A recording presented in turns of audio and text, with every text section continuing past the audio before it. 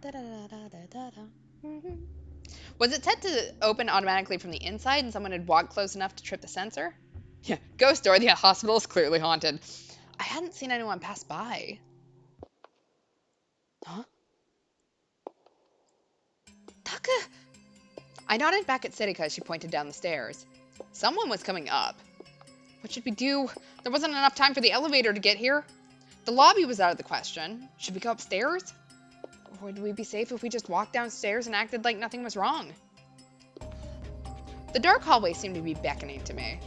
There were no guards or nurses around it. Taka! I... Takuru, you aren't any different from anyone else. You're just a teenage boy.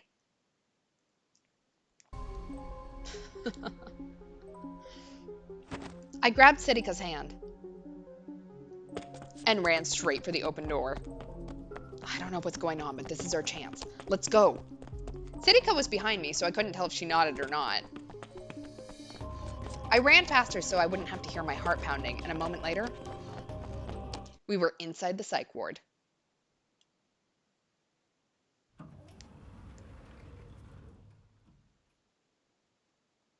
As I listened to the door shut behind me, I moved up next to the wall and took a look around. It was too dark to see all the way to the end of the hallway, but there didn't seem to be anyone there. The green light of the emergency exit light reflected off the floor, bathing us in dim light. Taku, your hand. I realized that I was still holding Sitika's hand. I quickly let go and she turned her hand towards the wall. Look. Oh. She was pointing at a simple map of the ward. It showed the nurse's station, the exam rooms, and what were probably the numbers for the patients' rooms. The person who drew those pictures was in a private room in the far back, right? Sitika nodded, but the map didn't say if the rooms were singles or not.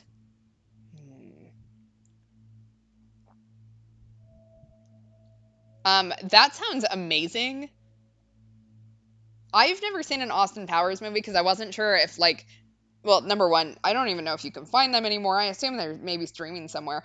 But, like, I wasn't sure if I'd get the humor in it. Particularly because if I remember correctly, it's like, it's parodying, like, 007, which I've watched, like, one of those. Have I? I don't even think I've done that. I had a roommate that was really into it, and I think she tried to get me to watch one, and I never did. So, yeah. But Austin Powers, look, if he is into Britney, my kind of dude. I looked at the doors in front of me. There were plates with what looked like two patient names. These rooms were doubles, which meant that any room with the same layout was also probably a double. I looked back at the map. Where were the private rooms? I found them right here. Damn, they really are in the back. That way? Sitika pointed further down the hall. With Sitika behind me, I turned to the side and started to walk as quietly as I could. That weird scent unique to hospitals was stinging my nose. I was used to it, but it was still a little creepy. And it was too quiet. If this was a psych ward, I expected to hear some crazy screaming or something. Nah, that's just prejudice. Even if it's a sealed ward, most of the patients here are probably just old people with Alzheimer's. A sealed ward is a hospital ward, usually for mental patients, with a locked entrance and heavily restricted access and visiting rules. In the broader sense, it refers to any hospital ward, not just a mental ward, that cannot be accessed without permission from staff. You wouldn't expect the patients to be screaming 24 hours a day, especially after lights out. But what was with the air here?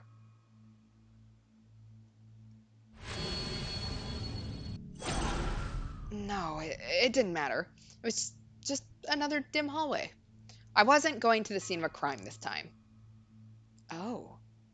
And then I realized, come to think of it, when I'd gone inside the Love Hotel, I'd first tried to get past the door, then almost given up.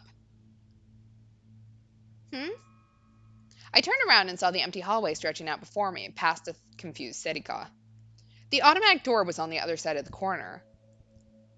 The door opened on its own then, too. Oh, I'm suddenly less okay with this.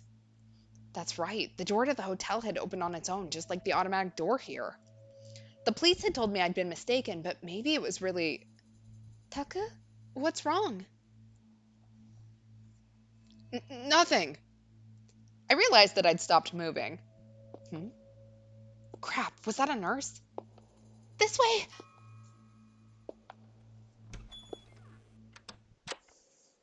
Uh, uh, Oh, there was blood in Matsushita's IV. What, again? Did it come out? Well, you see, I could hear what sounded like two nurses in the hallway. did they find us? No. I listened carefully. They seemed to be talking about a patient. Good, they hadn't found us. We would have to stay here until they left. Hey, Taku, actually, Hmm? when we snuck in last time, do you remember where we went? I took my ear off the door. Of course I remember.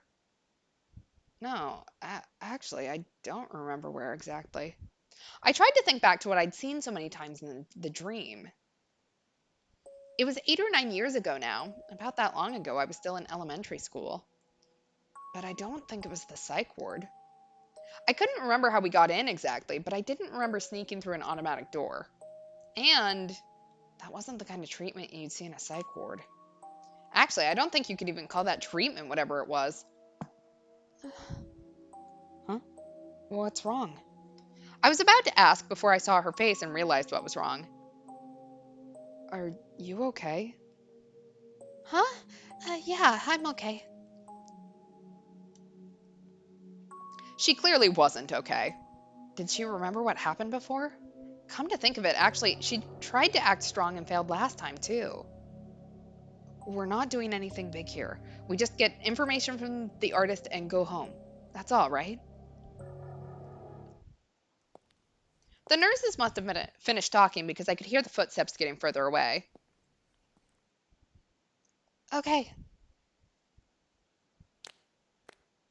Sedika slapped her cheeks with her hands to try and snap herself out of it. Let's go, Taku. Yeah.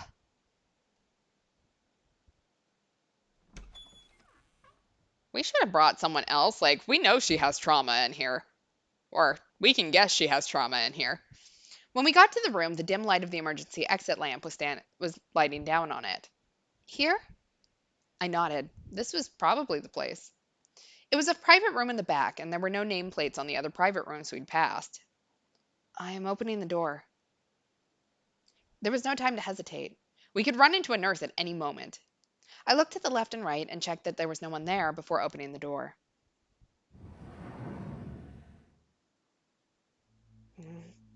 It was a dark room with no lights. There was enough light to see my hands, but not my feet. Yeah, that's true. Our poor little Zuckerberg-kun doesn't really have social awareness at all. He did at least realize something was wrong with her. He just maybe didn't connect all the dots. Hmm? Is there no one here? The bed against the wall was empty. The blanket was rolled up. Uh, Sedika looked over to see if I saw.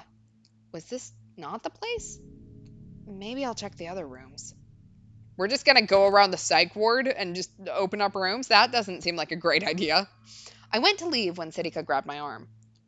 What? Taku, look. Huh?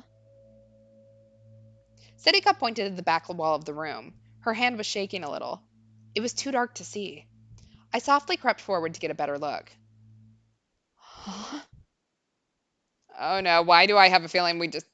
Oh, what the fuck? What is this? The whole wall. The whole wall was covered with drawings of the sumo sticker and what looked like red paint.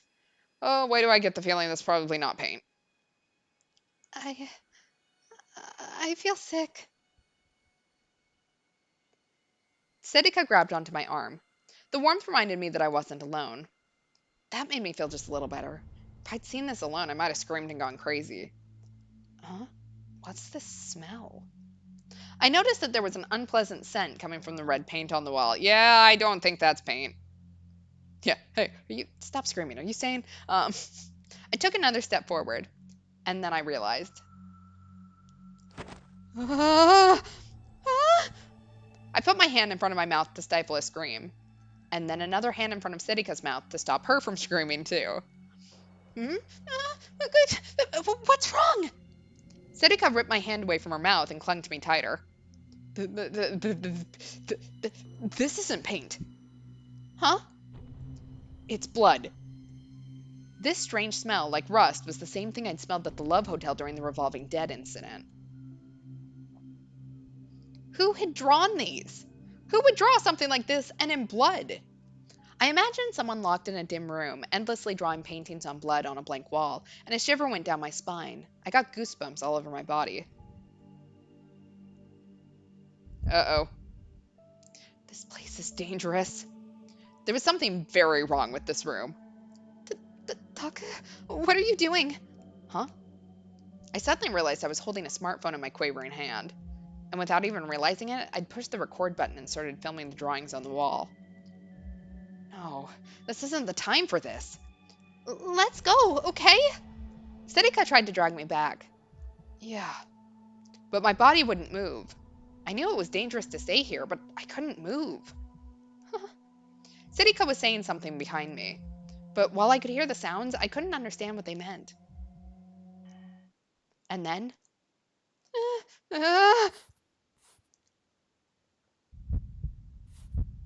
If all of their eyes open, I am leaving. We are shutting off this game and never playing it again.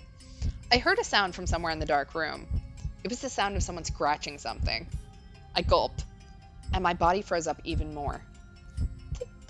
Taka? I heard a sound somewhere. Who's there? Someone was in here with us.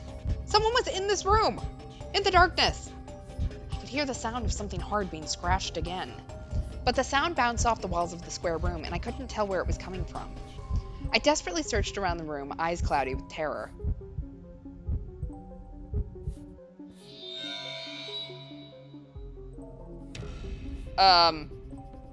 Huh? How long had they been there? A girl was crouching on the floor alone with her back to us. She was right next to the bloody sumos, a hand wrapped around her knees, and she was staring at her feet. She was staring at a drawing of a sumo sticker. It was too dark to tell for sure, but I thought I saw something dripping off of her finger. That was blood. She'd cut her finger to draw that. She was drawing those pictures. I couldn't speak. My throat wouldn't work. I had questions to ask her. Who are you? Did you draw the stickers all over town? Why are you drawing those? But I just couldn't speak. The strange sight before me filled me with an indescribable terror. I was overcome by the idea that if I talked to her now, if she turned around, she would transform into something else and attack me. Taka? Huh? I heard my name and turned towards Setika. Her hand was clutching my arm tightly. What's wrong? Onoe? Why did you sound so scared? Why? Can't you see? Shaking, I pointed at the girl on the floor. But... Huh? There was no one there. Didn't she have Nono's hairstyle? Or was I mistaking the little ribbon in her hair? I was standing in the middle of a hospital room, shaking and staring at the drawings of the sumo sticker design on the wall. My hand had numbly lowered, and my smartphone was recording only my crotch. Are you okay? Setika looked at me worried. What happened to that girl? Girl? What are you talking about? She was just there, right? But there was no one in the direction I was pointing. Just eerie pictures in an empty room. Oh no, don't scare me like that. Then that was just a delusion? Or maybe whoever had drawn the bloody pictures on the wall was already dead. But some trace of their spirit was bound into those paintings and trapped inside the room? No, that was way too paranormal for me. It was impossible. But I couldn't get the image of the crouching girl I thought I had seen out of my mind. Oh no, let's go. This probably isn't a good place. Yeah. I took Setika's hand and slowly started to walk backwards. It felt like if I made a sound, all of the eyes on the sumos would draw drawn on the wall would open and stare at me. We made it back to the door and jumped out into the hallway.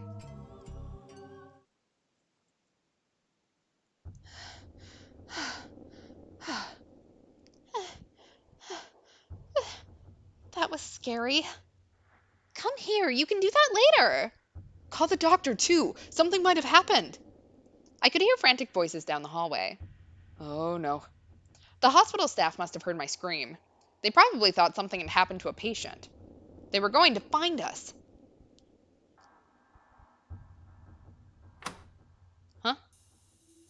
Did I just hear a sound from the emergency exit? Taku, here, it's open.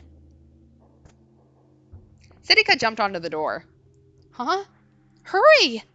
Yeah.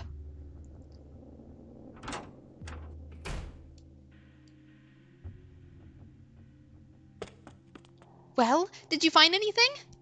Everything's normal. What do you think happened? I could faintly hear the voices of the nurses running back and forth across the hallway. Evidently, they hadn't found us. We're saved, right? I could hear Setika take a sigh of relief in the darkness. Yeah. I used the light from my phone to look around. We were on the landing of a staircase. This is probably the emergency stairs. We can probably get down from here. Setika looked down, illuminating the stairs with her own phone. Why? Huh? Why was it open? Because it's the emergency exit, right? But this is a sealed ward, right? If they were keeping the automatic door locked, there was no way they wouldn't lock the emergency exit. They probably forgot to lock it. Did they? Could we really get that lucky? And I was sure I'd heard a sound. Taku, forget that. We need to get out of here. Setika pointed down the stairs. I wonder if it's Setika unlocking the doors somehow? I don't know. Yeah, you're right. I used the light from my phone to look at the knob of the emergency door. Good. It was the time to open from the inside. The other doors probably were too. Let's go down and look for an exit. Okay. Taku, those pictures on the wall. Yeah. Setika was probably thinking the same thing I was. Was that where the creator of the sumo stickers was kept? Or someone who had something to do with the case? But in the end, I had no answer. There was a whole wall of sumo sticker images drawn in someone's blood. That was the only information we had. Setika seemed to understand that as well because she didn't ask any more questions. Good, it opened. I unlocked the door and quietly opened it, then peered down the hallway beyond. Hello, sir. Oh, no, she's the girl. I forgot about her. We saw her at the end of, I think it was a couple streams ago? Huh? I ducked without even thinking. I placed my hand on the open door to support myself and then quickly yanked my body back inside towards the stairs. Why? What were those two doing here?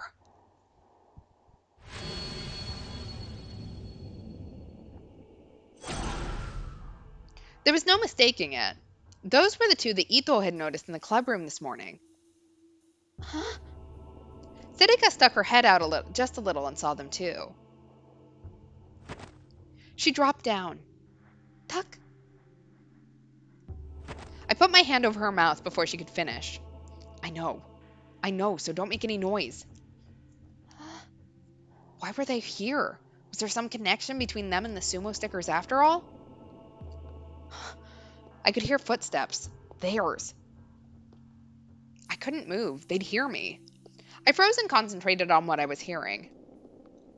Good. They were heading further away. Great. Shit. Oh. Ironic if that's going to be Nono. Oh no. Not good. Not good. This is not good. They were getting closer. Who were those two? What were they doing here? This is bad. Maybe the killers behind this case are... There's a chance that something really bad could happen.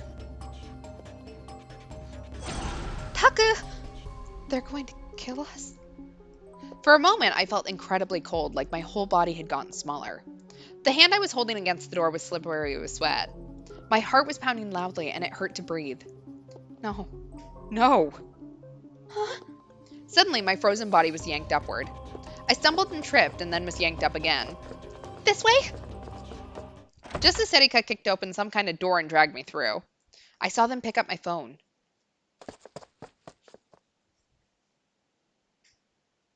We're okay now, right?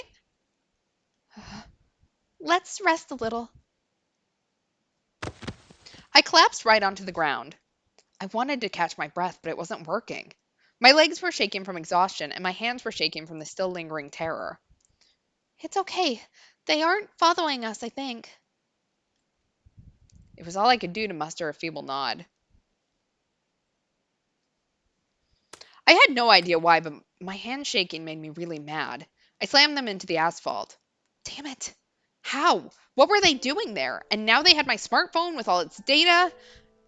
I think they have something to do with the sumo stickers. Yeah. It couldn't be a coincidence. Hey, I got a call. Shin-chan? Hello? It's Onoe. What's wrong? Yeah? Yeah. Yeah. Okay. My breathing had calmed down. I needed to get my thoughts in order. The phone had a lock on it. They wouldn't be able to do anything with it immediately. It was clear that the sumo stickers were involved somehow. In particular, that wall filled with sumo stickers where nothing's happened yet bothers me. Come to think of it, Kurusu said she was going to take down the security camera. What happened with that? Taku. Siddika turned around, moving very slowly. What's wrong? What did that expression mean? Oh God, please do not tell me that Nono just died. I am going to be heartbroken. Siddika looked away from me for a moment, then back as if afraid of something painful. Non was stabbed. Well, shit. Oh, Big Brother Takuru. Yeah, they have my phone. All my Syscon vids are on that. you're what? Where's Kurusu? Yui pointed towards the exam room in the back with a pained expression on her face. Damn it! This can't be happening. Kurusu! Ah! What again? Wait, no, forget that. Kurusu, where's Kurusu? Be quiet. This is a hospital, remember? Was she okay? Takuru? What? Take off your shoes. Huh? Oh, sorry. I'd forgotten to take them off when I came in, so I quickly yanked them off my feet. I... What? No, I could see a bandage through the gaps in her pajamas. Oh, this? Kurusu lifted up her shirt just a little to show me her stomach. It was wrapped in a thick bandage. 13 stitches. It's nothing bad.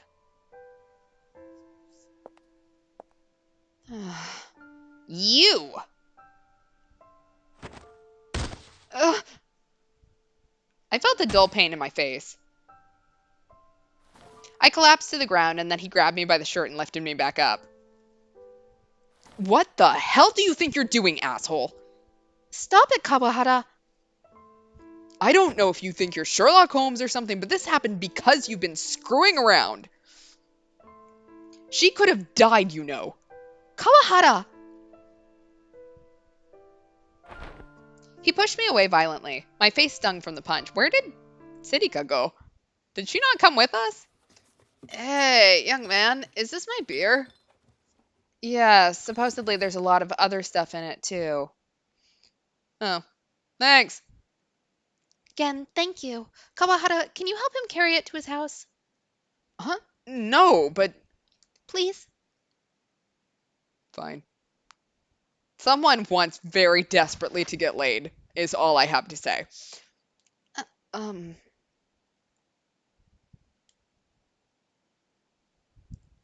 Kawahara glared at me for a minute, then picked up the cardboard box and left. Oh, Taku! Again, why? Hmm? Oh, Take care, Missy. Yes, you too, Gen. He's always so easygoing, isn't he? Why? I mean, no. Uh, what happened? Are you okay? Kurusu's hand slowly stretched down to the wound on her stomach. Gen happened to be passing by, and he saved me. He caught the person who stabbed me. That camera you planted, or I guess it was Zito, actually. That's. It doesn't matter. When I was taking down the camera, this strange person started talking to me. They said something about the place of a holy barrier. I didn't understand what they meant. And then they got really close to me all of a sudden. And stabbed her? Yeah. Sheesh, I wonder where they even sell knives like that. Her voice was far more cheerful than I'd expected it to be. For some reason, that made everything suddenly seem real. Kurusu had really been stabbed. And then. And then what happened? I hit them and ran away, of course. Gen happened to be passing by and he got them. And then we called 110. Takure? Is your wound okay? It just took off a little bit of the side of my stomach. My organs are all fine. I'm okay. Oh, Miyashiro. You're here, huh? It's been a while. Yeah, what are you gonna do, stab me? Um, yeah. Where again in young Kawahara? I had them leave. And that gift? I gave it to him. I had Kawahara carry it. I see, Dad said as he scratched his head. It really had been a while since I'd seen his face. Not since I'd left the dorm. Sakuma, I'll be on my way. Oh, that's right. I'm sorry for the trouble Nono caused. No, Kurisu is always a big help to us. Bye, Kurisu. Take care. Thank you. I'm sorry for the trouble. How dare she get stabbed and need to be, I assume, stitched up. Oh, right. If you're here too, Miyashiro, this is good timing. The teacher turned around and scratched his head the same way my dad did. This is a little hard to tell you, and it's not entirely your fault, but the newspaper club is probably going to have to be shut down now. I nodded weakly. Didn't seem like there was anything else I could do. Well, just think of this as a good lesson. Or maybe that's rude. In other words, sir, right. Thank you. Kurisu made a motion to shoo him away. Right. Kurisu suddenly sighed. I'm tired. Even the teachers are afraid of you. No, he's always like that. Dad, I'm gonna rest upstairs after all. Are you okay? You can stay here until we open tomorrow. The pain's not as bad now. I'd feel better in my own bed. What did they give you at the hospital when they brought you in? Ferropenem and loxaprofen. I took a little more than a normal dose. You can't have any, okay? I'm not stealing your medicine. Sheesh. Tell me right away if you get a fever.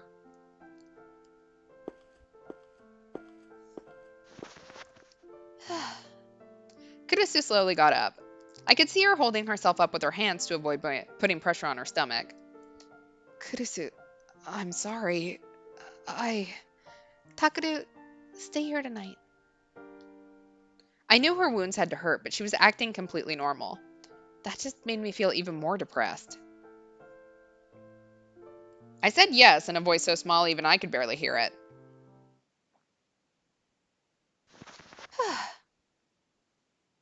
Oh, her bear has Nono on the ears. That's so cute.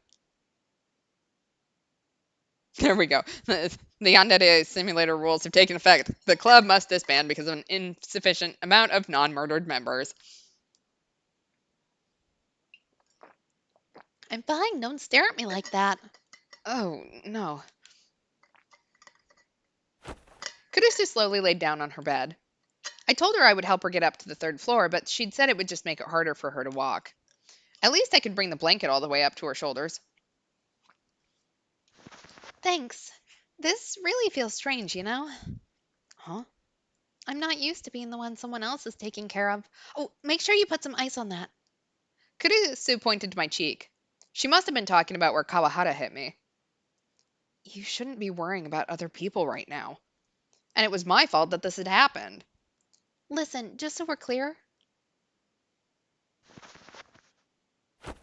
Kurusu tried to raise her head up, but her wound must have hurt her because she grimaced and laid back down. this isn't your fault. Getting stabbed is my own responsibility. But if I hadn't put up that camera, That certainly wasn't a very good idea, but this wasn't something you could have predicted, was it? that was true, but Oh, you can have the camera back. Did Yui put it around somewhere? I looked around the room and saw that there was a paper bag on the desk. The camera I'd had Ito set up was inside. There was some damage on a corner. It must have been dropped when she was stabbed. What was the guy who stabbed you like? It was too dark to see well, but I think it was a man in his 20s or 30s. Sorry, can you turn off the lights? It's really bright if you're lying face up. Oh. I turned off the lights. Kurusu sighed to calm herself down. After Gen got him, he was screaming until the police got there. You fools didn't notice the alarm I sounded on the internet. I am the holy messenger of the victim, so don't touch me. That kind of stuff. Huh? I suddenly realized that reminded me of something. It was the same with that stuff about a barrier that Kurusu was saying downstairs. Could he be the guy who made that page? The police said they'd come and ask me a bunch of questions tomorrow. I think I'll learn more then. Hmm? It felt like her voice was shaking a little. Kurusu? It's nothing. I'm fine. It was too dark to see clearly, but I could tell that she had her hand on her face. I finally realized that she was holding back tears. Oh, I swore at myself. Of course she was, damn it. She'd been stabbed in the stomach. Of course she was scared. Neither of us said anything for a while. I couldn't bring myself to say another word. Nothing I said would be right, and it felt like it would hurt her. I couldn't see her face. I didn't know if she was crying, but even if she wasn't crying, she may as well have been. Takuru? I don't know how long I was silent. My eyes had finally gotten used to the dark by the time she whispered. Yuto got a love letter, he says, from Konno. Do you remember her? I didn't.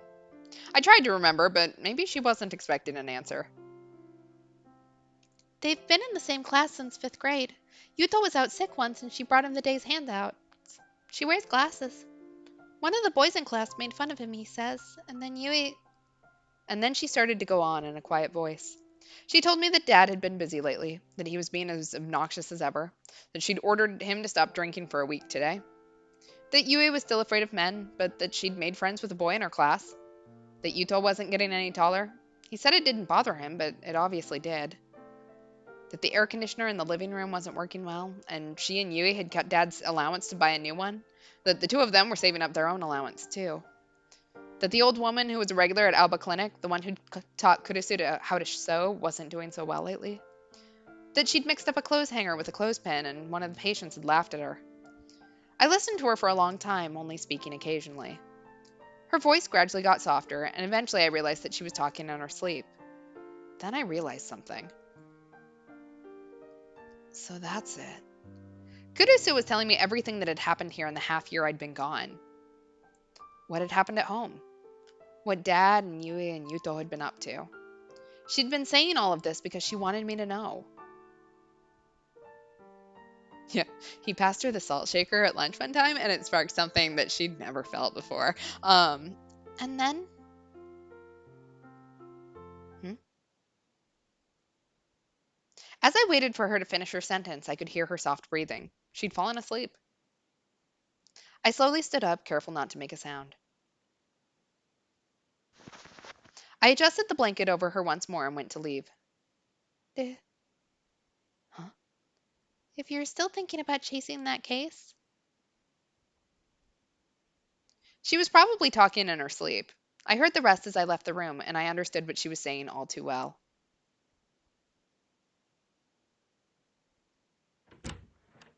My room hadn't changed at all since I'd left half a year ago. It still had the same shelves, the same desk, and the same bed.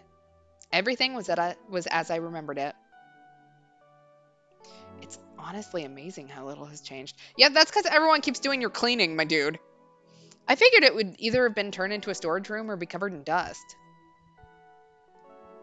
Oh, right. My phone is... I checked my pockets for my phone, only to realize that I dropped it at the hospital, and that those two weird people had picked it up. I couldn't do it. I tried to remember what happened at the hospital, but instead I found myself thinking about the girl in the next room. My body was tired. My brain was telling me I needed to think about everything that had happened tonight, but I felt too exhausted. So I took out the scrapbook from its usual spot on the shelf.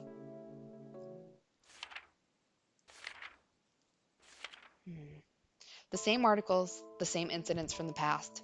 I'd seen them so many times I was tired of reading about them. The newspaper article was from around 6 years ago, during the Shibuya earthquake. The title was Robbery at a Refugee Shelter. My parents' names were in the article. Saneo Miyashiro, Eriko Miyashiro. The article said that the two of them had been killed by an unknown assailant.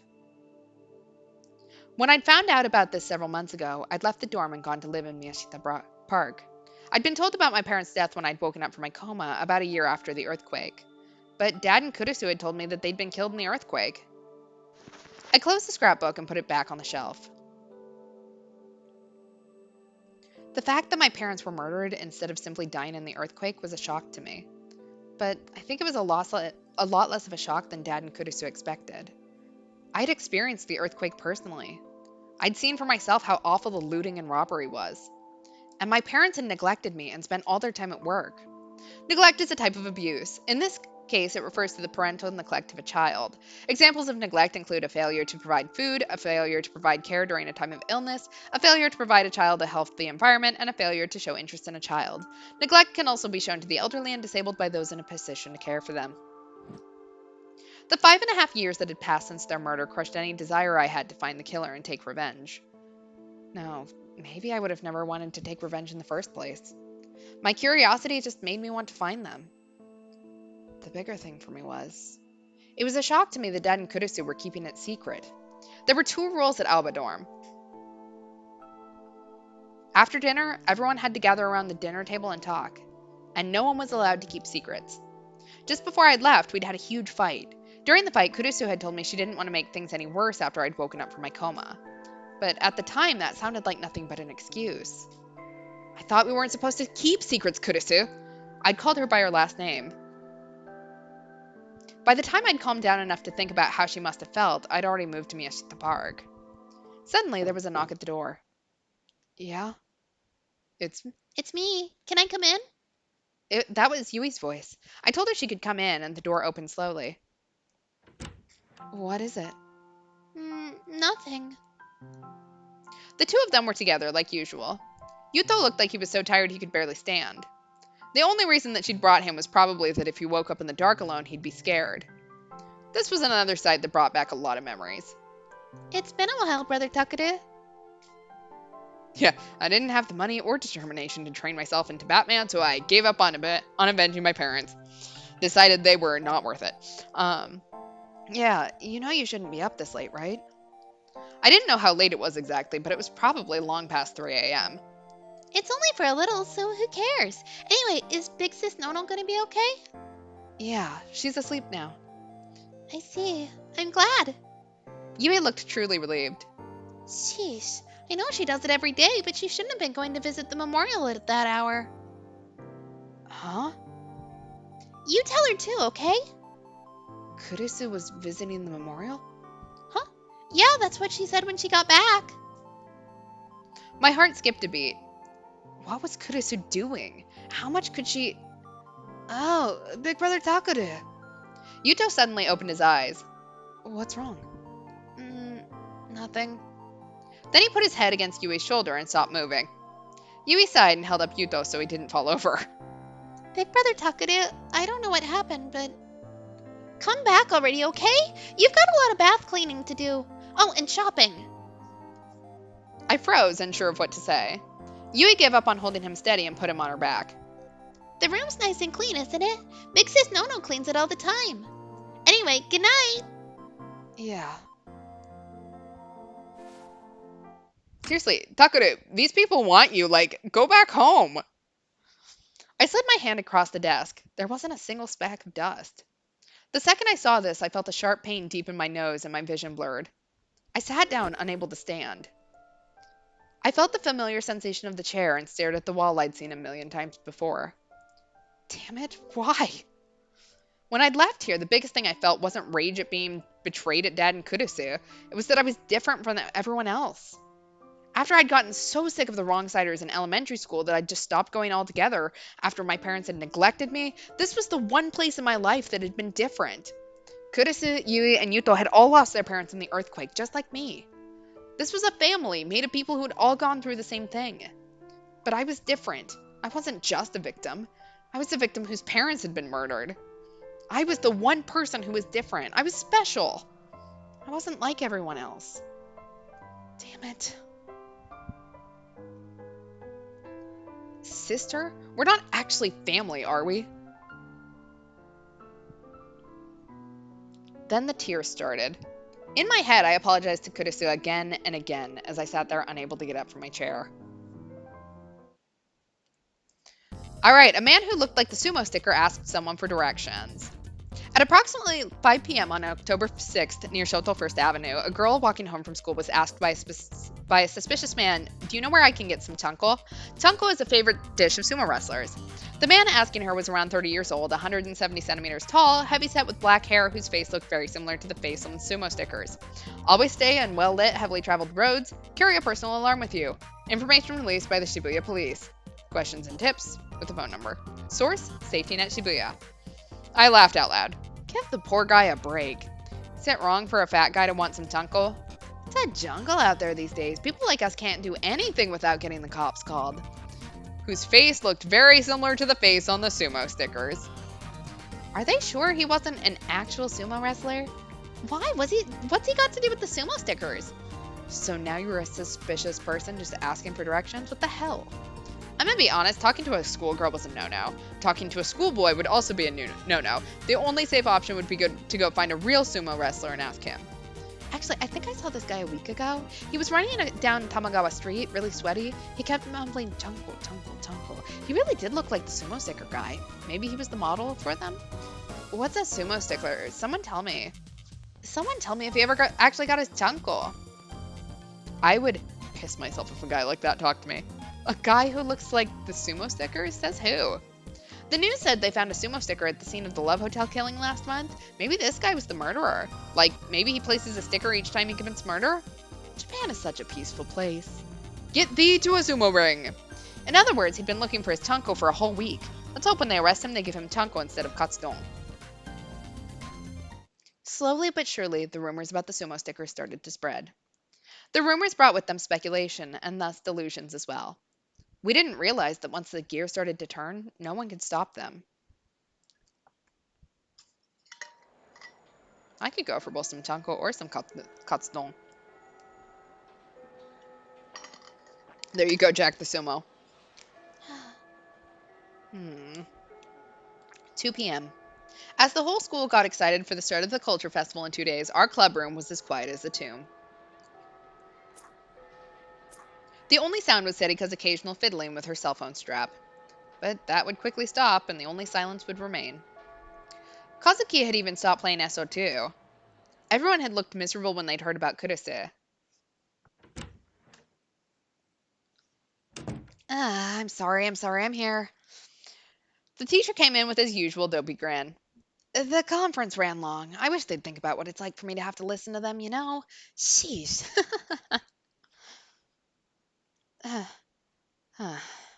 He looked around at us and scratched his head. So about the newspaper club. Everyone looked at him. That's why we'd been waiting to hear what he had to say. You're going to have to shut down for a while, like I said. Shut down. I repeated the words in my mind. Has that been decided? Yeah, after what happened, you know. Kurusu hadn't told Yui and Yuto, but before she'd been taken to the hospital, the police had asked her several questions. She'd had to tell them what she was doing out there. Of course she would, otherwise she'd have no reason to explain the camera. And after the incident at the Love Hotel, the teachers probably had it in for us to begin with. Thinking back, it was a miracle we weren't shut down after the Love Hotel case. But there was one condition, one order, you might say. Not that this makes it any better. How to put it? No, it doesn't matter. What is it? Well, you see, he looked down at the paper he was holding.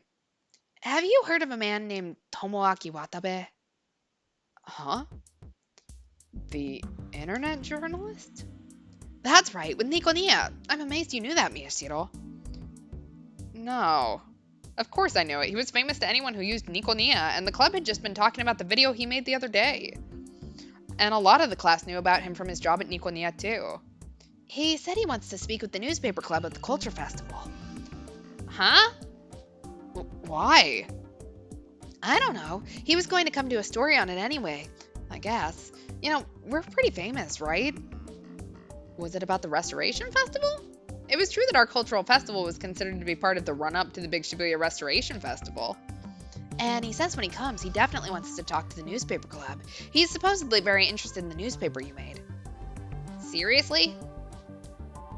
The newspaper we'd made. He was probably talking about the video we'd made on the sumo stickers. The one that had gotten all those views because Watabe had come out with the same article at almost the same time.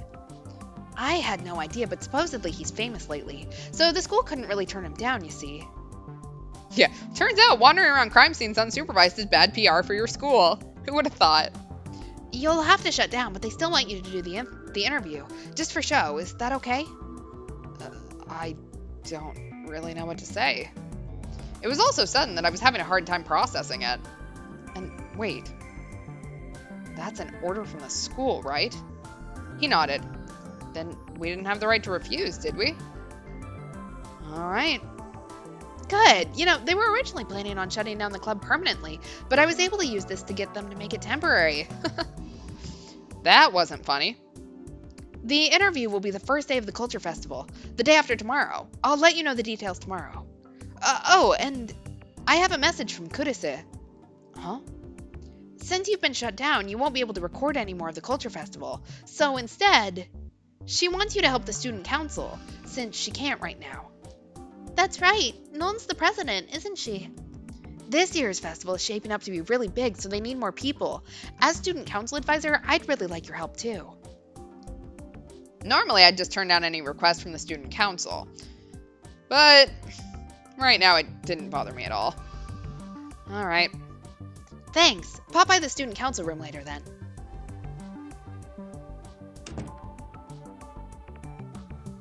So we're really gonna talk to Watabe? That was a pretty big deal, yeah? Yeah, isn't this what vice presidents are for? You have seen her vice president, right? This man could not possibly tie his shoes without her. He did manage to figure out how to punch us without her, though, so maybe he could tie his shoes. I don't know.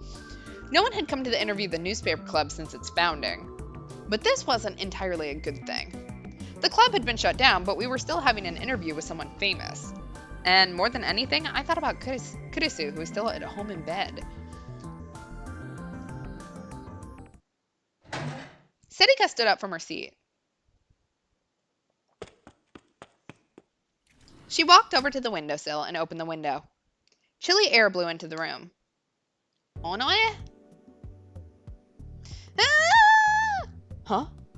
She suddenly leaned out the window and screamed. And then she leaned back inside and closed the window.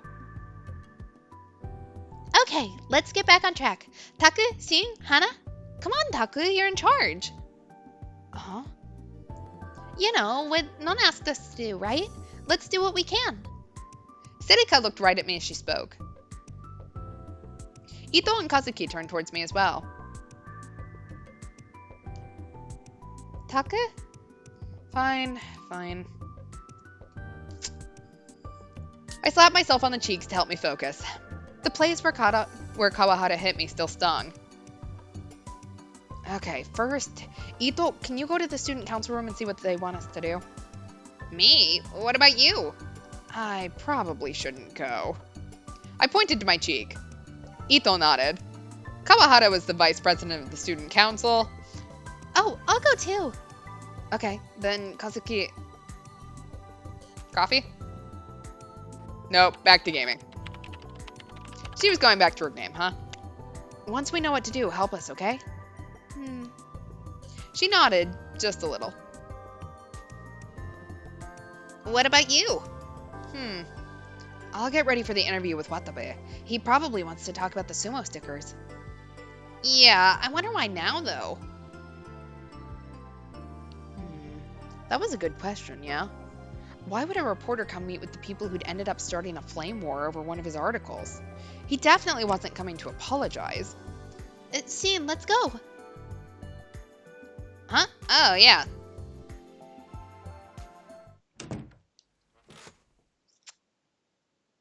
I pulled Watabe's article up on the PC screen.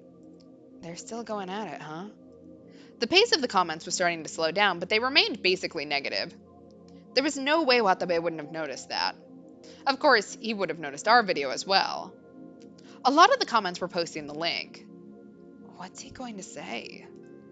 Did he want to ask us something about the sumo stickers? No, he wouldn't need to do an interview if that was the case. And in any event, he'd uploaded a close-up of the sumo sticker at Revolving Dead, which we hadn't been able to incorporate into our video even though we'd been at the scene. We'd had to go back to the Love Hotel and upload a photo we'd taken from the street. To be honest, our article was basically the same as his, but his photos were a lot better. I couldn't imagine there was anything he wanted to ask us. Could it be about the hospital? That was impossible. No one but me and Sitika knew about it. No, there was no point in thinking about it. I needed to get ready for the interview and then do what Kurusu asked me. Huh? Something bothered me, so I went over to the board. The sumo sticker from the Revolving Dead case is...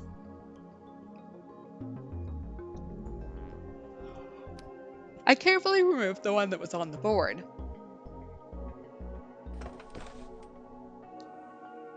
I knew it. Its face is different. I went back in front of the map and put the picture back on. The photo that we'd taken of the sticker and the sticker in Watabe's article were different. What was going on with that? Once everyone got back to the club room, I'd talk to them about it. October 8th, 2015, Thursday. 11:45 p.m. The Shibuya Earthquake Memorial. The town was silent as if it didn't even know she was there. She was standing before the names of the dead as unmoving as the stone in front of her. In fact, it was hard to tell that she wasn't dead herself. The wind that blew down from the tops of the buildings refused to touch her scraggly hair. The eyes that poked out through her hair were cloudy and lifeless, and her lip was pressed into a frown. She must not have bathed recently, because the smell around her was terrible. Her black clothes melted into the darkness, making the red jacket stand out a little against the gloom. A sound came from her lips. She pressed her jaw together as if trying to crush a piece of meat. Her leg dragged along as she started to walk, heading towards the ground. In that moment, she stood out from the scene around her. The hair pressed against her face made it impossible to read her expression, but the most noticeable thing about her wasn't the stench or the sound of gritting teeth. It was anger and rage. The anger and rage covered everything about her. Her legs came to a stop. She reached out a glove-covered hand and touched a name on the memorial. She dug her fingernail into it. She scratched again and again, as if trying to rub it out. Her nail broke inside the glove, unable to handle the force. But she didn't stop. She ignored the blood dribbling out of her glove as if she didn't feel any pain. Red continued to stain the memorial stone. The date changed. It was now October 9th. There was only one day left until October 10th, the date of the next New Generation Madness killing. All right, we have Amy and Ed Lucas again. I apologize for the wait. The test images? Oh, okay. I apologize for the wait. The test images? Spreading rapidly, as expected. Maintain things as they are. Yes. And the target? We'll make contact with a reporter named Watabe tomorrow. Kill him. Oh, shit. Well, that's not great. All right, and we've hit Chapter 3, School Festival. October 9th, 2015, Friday. Now, in my investigations have revealed that it's a safe assumption that these cases are a recreation of the New Generation madness. But did you know that there was another video that noticed the same thing that I did at almost the exact same time? That's right, the video from the newspaper club at Hekiho Academy in Shibuya. It makes me extremely happy to see that there are young people growing up who want to be journalists like me. And very shortly, there's going to be a restoration festival to celebrate our recovery from that terrible event. As that celebration draws near, I've learned that there's going to be a school festival held tomorrow at Hekiho Academy. Yes, that's right.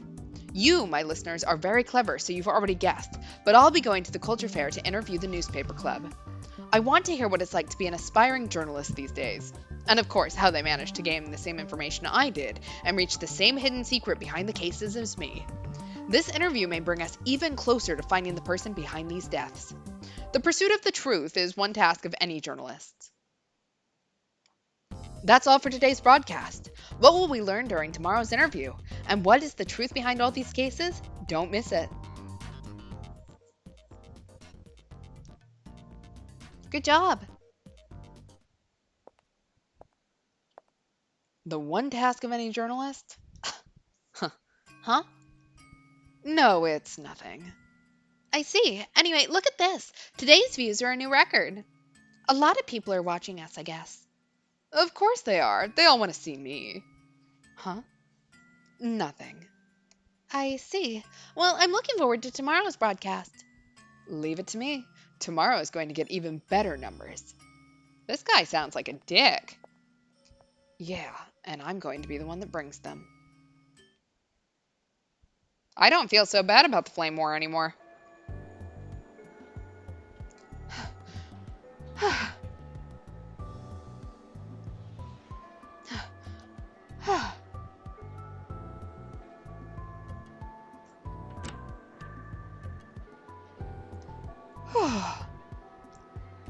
Wow, I'm tired.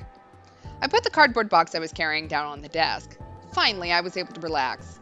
Compared to the physical therapy I'd done after my coma, this was nothing, but my arms and legs were sore. Why do we have to help the student council anyway? Obviously, it's because we're the reason they're having trouble. Ethel was standing next to the windowsill where the warm sunlight was pouring in. He looked comfortable. There was no one in the room but me and him. I did say I'd help, but this is going too far. I'd been running around all day carrying one thing or another. Everyone, myself most of all, knew that I wasn't cut out for physical labor. And what's more, Ito, how the hell could he be playing with his smartphone when I was working so hard? After I complained, he said, "Hey, you're the one who said you didn't want to deal with the clubs that had complaints." With just one day left until the festival, all the clubs had complaints and demands to make at the student council. They'd asked for someone who could listen to them and relay them to the student council, and I decided there was no way I could do that, so I left it to Ito. Anyway, did you see this? Ito showed me his phone, which he'd been playing with. What's that? Watabe just uploaded it. He was saying a bunch of stuff about tomorrow. Huh? Just like Ito said, the phone was playing a video that had gone up in the last half hour. And look at these view numbers. Lately, he's been getting more and more with every broadcast. Maybe we can count on good things tomorrow. Good things, huh? What kind of reaction is that? You're looking forward to tomorrow too, aren't you? I won't deny that I got a little excited when I had heard about tomorrow's interview, but I just get the feeling he's using us. We were the first ones to upload our video, and he's acting like we did it at the same time. It was a common media trick to suggest things that weren't true without actually lying. So he's trying to make people forget that he was the second to upload? Yeah. It also felt like he was trying to use all the flame wars up to up his view counts. If that's the case, then what do we do about tomorrow's interview? Nothing. We just answered the questions. That was the school's condition. No, honestly, I'd like to shoot him down and show him up as a liar. But the second I started to get a little excited, the mark left on my cheek after Kawahara hit me started to ache. For now, I needed to focus on helping the student council, not the case. Huh? Come to think of it, where is Kawahara? Huh? Oh, what was it? You know that big wind chime decoration or whatever that they're putting in the courtyard? Oh, the one about wishes? One of the classes was doing something about the Shibuya earthquake. They'd said that they were making an area where you would write your wish on a sheet of paper that would be tied to a wind chime. We'd been told to submit something, but I hadn't. To be honest, I didn't really like stuff like that. Who would have thought? He just said that he was running around setting it up. Oh. Speak of the devil. Kawahara frowned a little when he saw me. He started to open his mouth, then closed it, then glanced at Ito, and then sighed, something in him deciding to just give up. Are you done? Huh? Kawahara was looking at the box I'd been carrying. Oh, yeah. Then take these pamphlets to the front desk next. Pamphlets, right? Got it. Bye. I glared at Ito, then picked up the box with the pamphlets and went to leave the student council room. Kawahara was still frowning at me. That's strange. I was sure he'd say something about Kurisu, or at least insult me.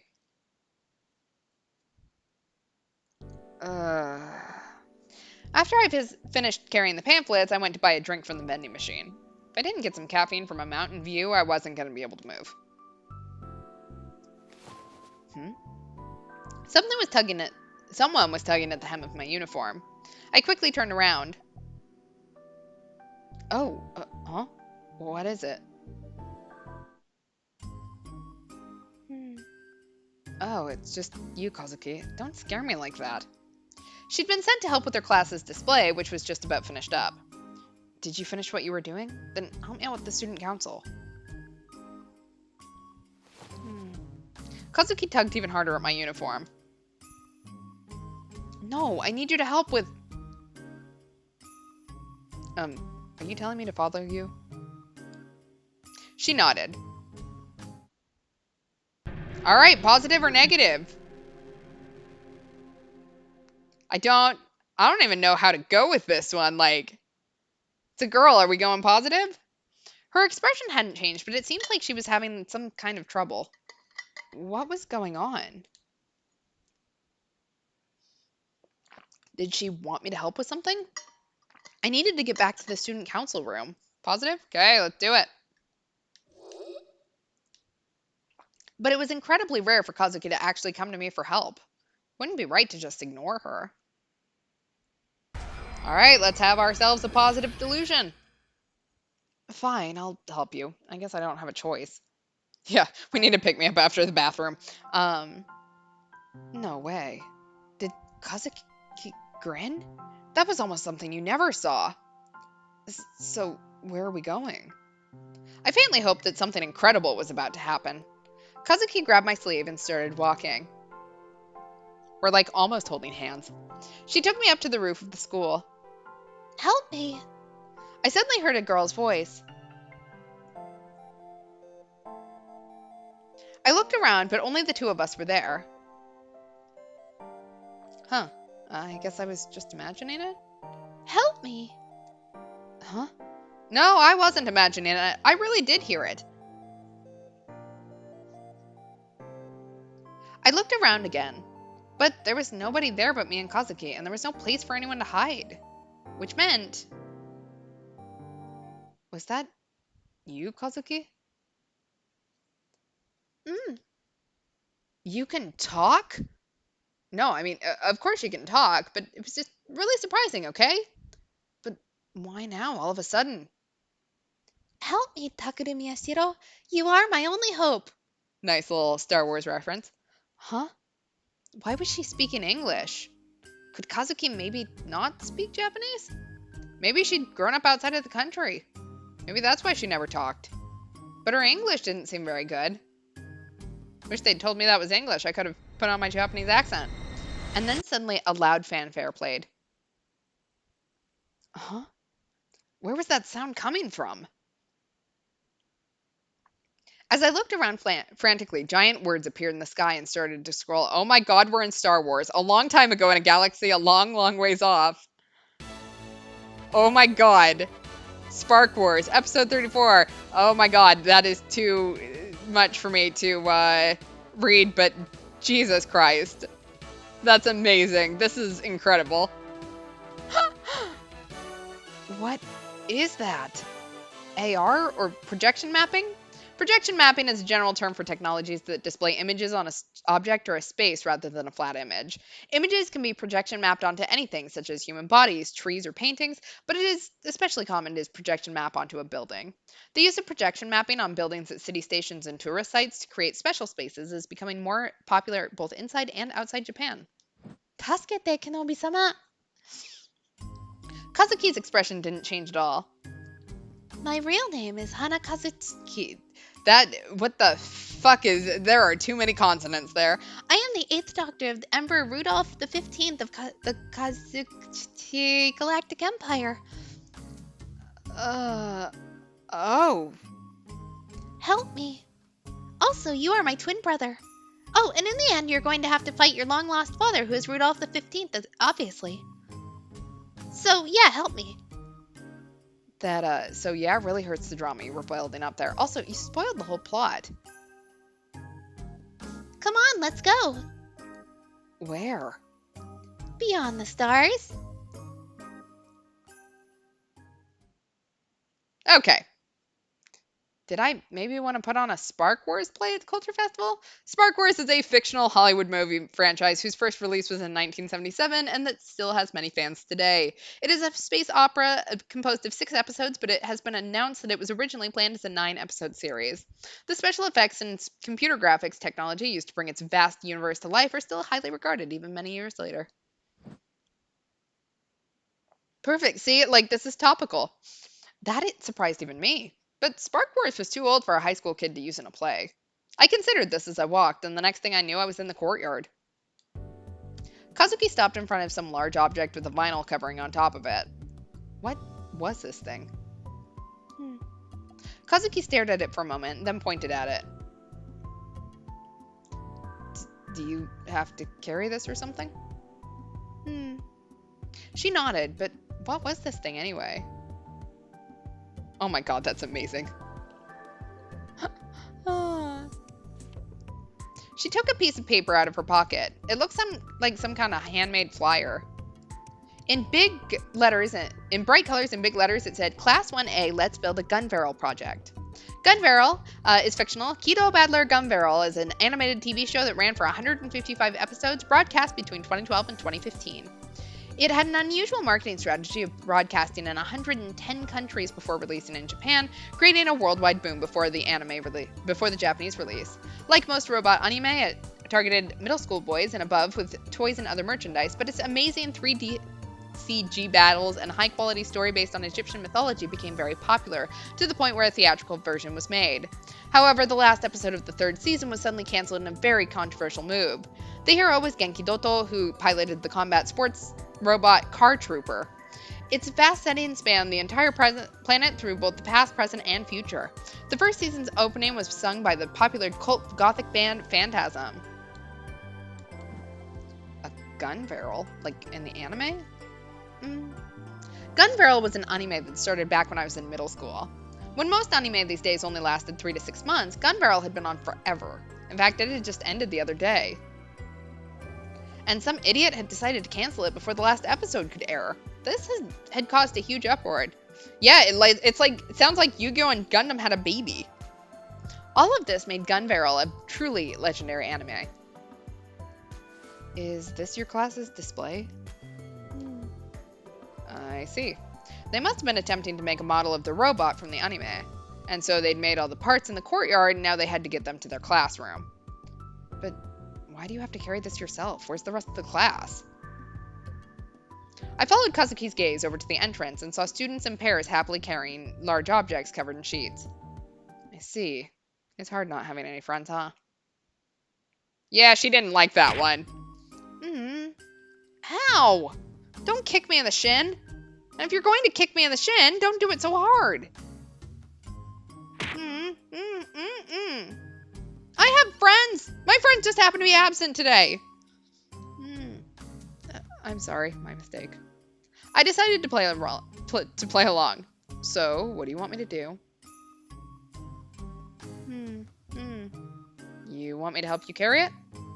Hmm. But isn't this really heavy? Hmm. Don't look at me with those puppy dog eyes.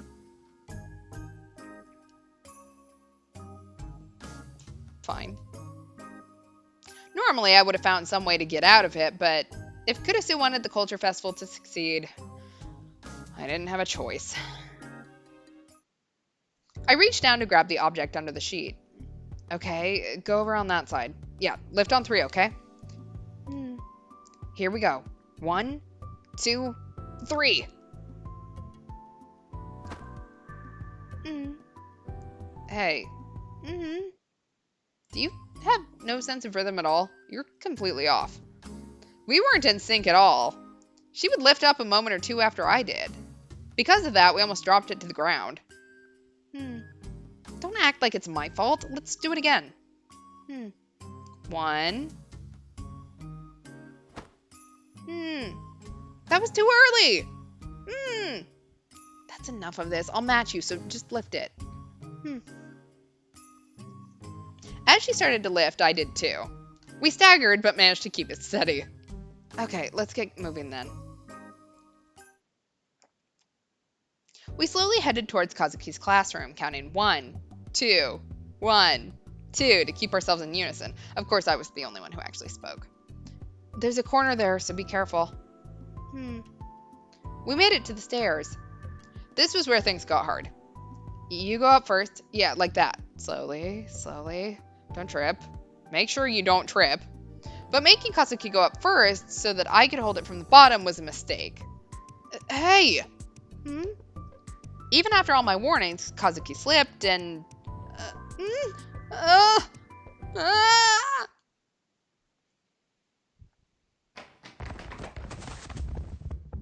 Ow. Damn it, I told you not to trip. We were just lucky we hadn't climbed up that much. You okay, Kazuki? Oh, wow. Okay. This situation was... Okay, we get another positive or negative. Something you saw all the time in anime, wasn't it?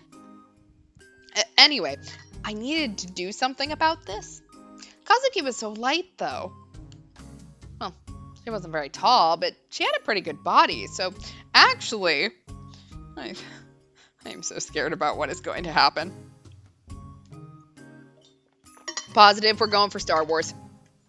We did cast her as our twin sister, so oops. Wait, what was I thinking? What if someone came by and saw us? No, I needed to do something. But part of me wanted to enjoy this sensation a little more.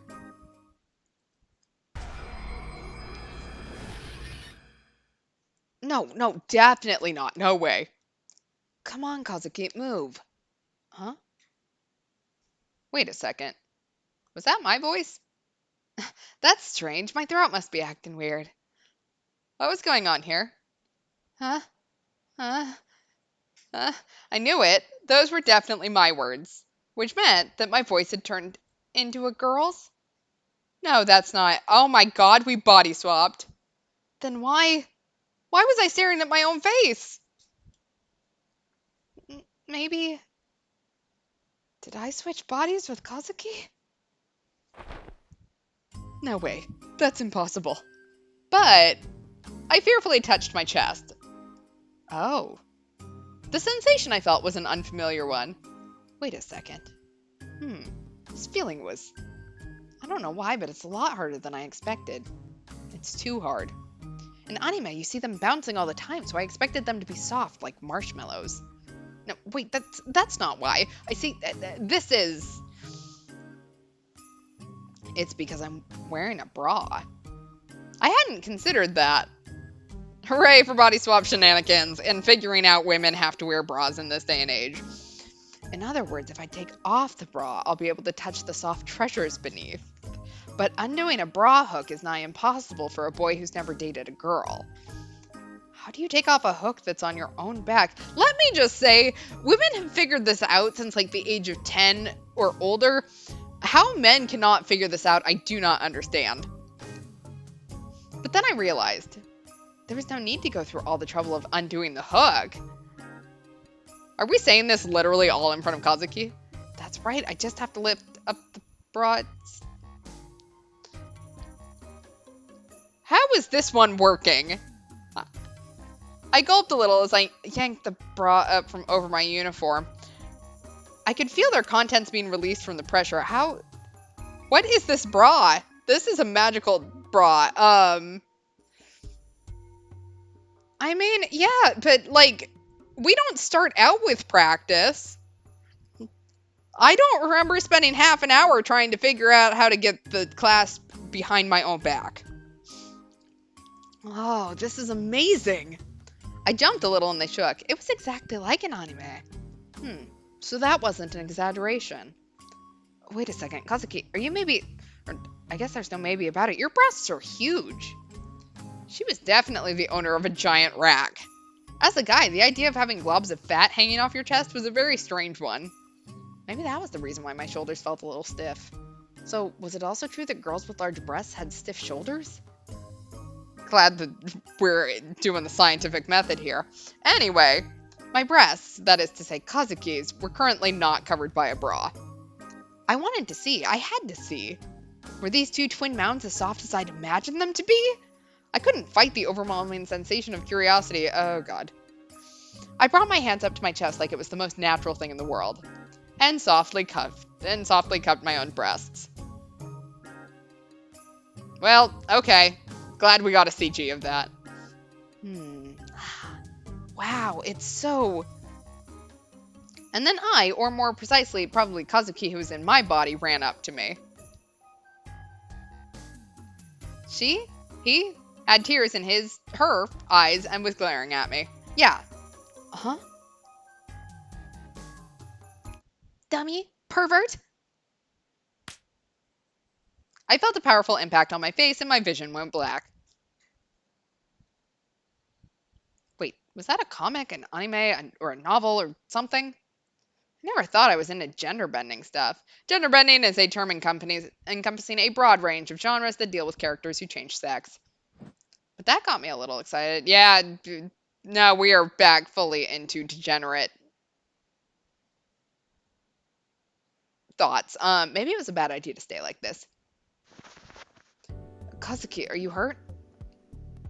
Come on, stand up. Let's get this over with. Fortunately, the gun barrel part wasn't damaged at all. We headed to Kazuki's classroom, being careful not to trip this time. Yes, we figured out how to not trip. 1A, is this it? A girl near the entrance saw Kazuki and ran over. She looked like a normal, average girl. Oh, Kazuki, you brought it over. I was sure you'd back out. Huh? Who is this? Oh, well... Oh, I know you. You're with the newspaper club. You're having an interview with Watabe tomorrow. Huh? How did she know? Who are you? Oh, my name is Okochi. No, I didn't mean your name. You know about Watabe? Oh, come on. Everyone knows. There's all kinds of rumors about it. That surprised me. I thought that only a few people at school would know about a Nikonia reporter. I had no idea a girl like this, who didn't look like she kept up with the news at all, would know about it. And there were even rumors about it. Good luck, okay? I'm looking forward to it. Oh, yes. Thank you. Kazuki ignored the two of us and took the part inside, then silently put it on the floor. No one tried to help. Oh, poor Kazuki. But as I went over to her... Oh, thanks for helping. We'll do the rest ourselves, so just set it there. That girl, Okochi said to me. I did as I was asked and left the room. And then Kazuki followed me. What?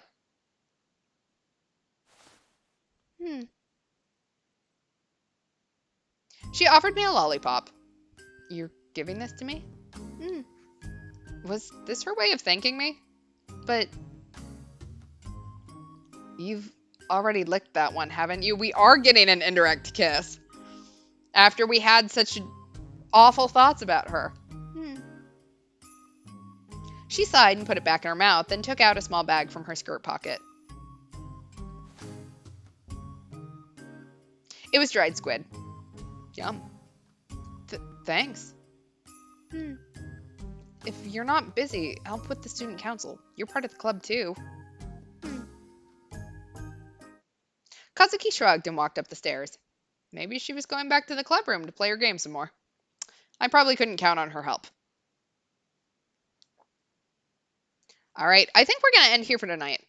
So next stream is Tuesday, 10 o'clock Eastern, 7 o'clock Pacific. I have no announcements. Yeah, that's true. Given her character archetype, she may have had more perverted thoughts about us in that moment. We are, yeah, we'll find out. So be back on Tuesday, and I really don't have any announcements. So thanks for hanging out. See you Tuesday, and have a good night all. Bye.